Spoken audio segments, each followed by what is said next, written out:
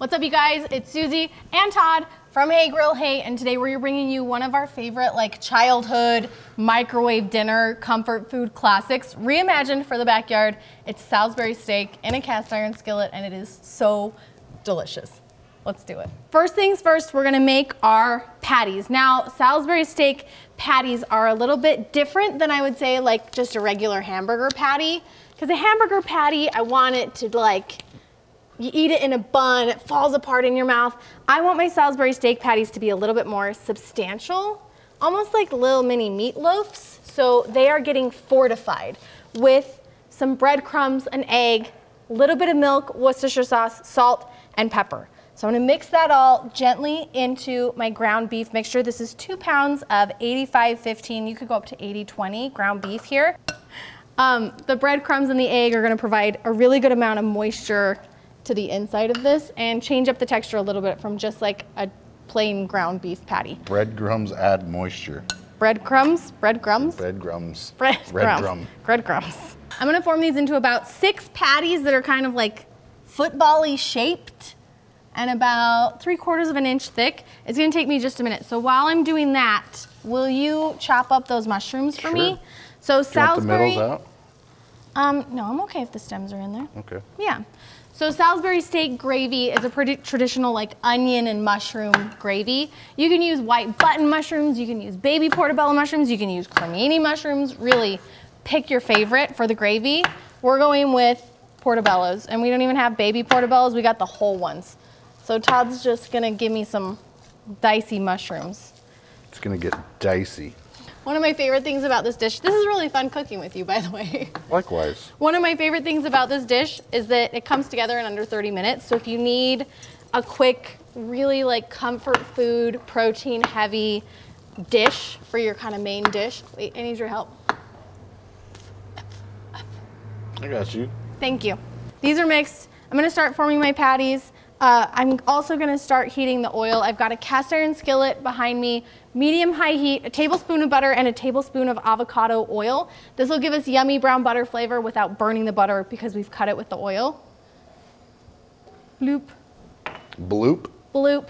I want my pan warm enough that I can get a really good sear on the outside of these steak patties.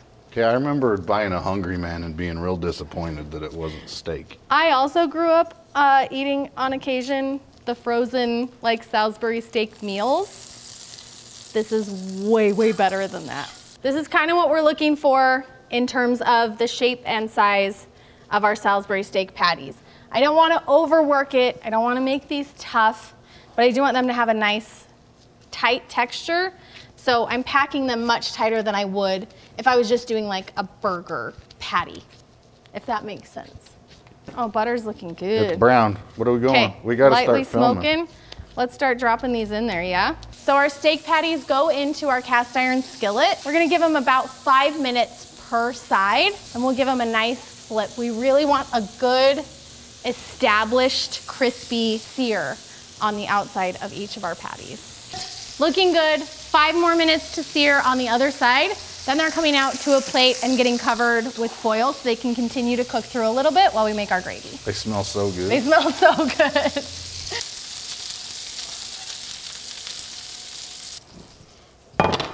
Ooh, yeah. Okay, set those aside. It's time to make our gravy in our skillet. So, couple of tablespoons of butter into the skillet. Here, Todd, do you want to stir while I add things? I will stir. Beautiful. Butter into the skillet. And we're gonna add in a thinly sliced yellow onion. Onion. The onions are gonna go for a couple of minutes until they start to soften, become translucent, lightly brown around the edges. And then we go in with the portobello mushrooms and give those a couple of minutes as well. Onions and mushrooms look awesome. Will you sprinkle in a couple tablespoons of all-purpose flour?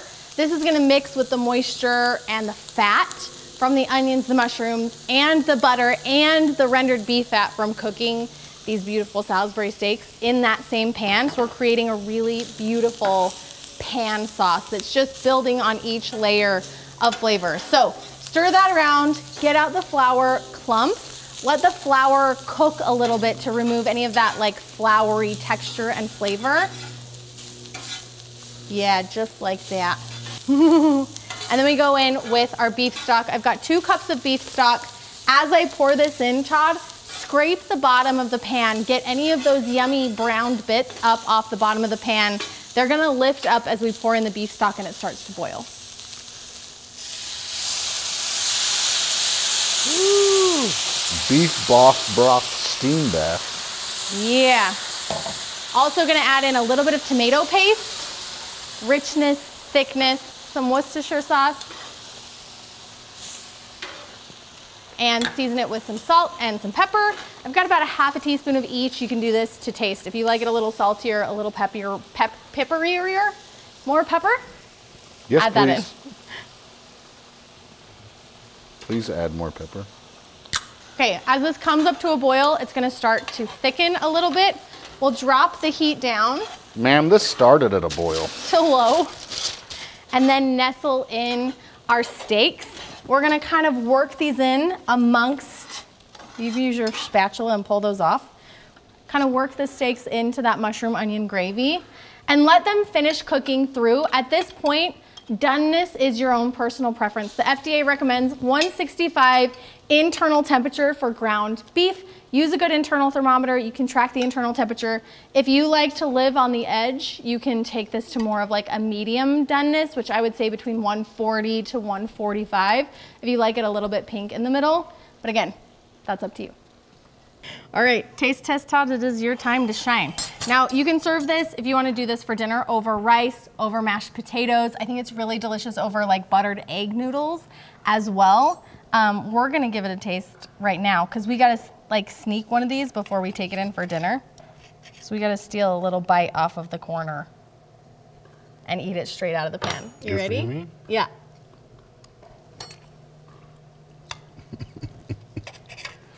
What the comfort food heaven? I feel like a lot of us grew up on kind of those like freezer meal Salisbury steaks, you know? The texture of these is worlds above any of that like congealed beef that you would get in a freezer meal.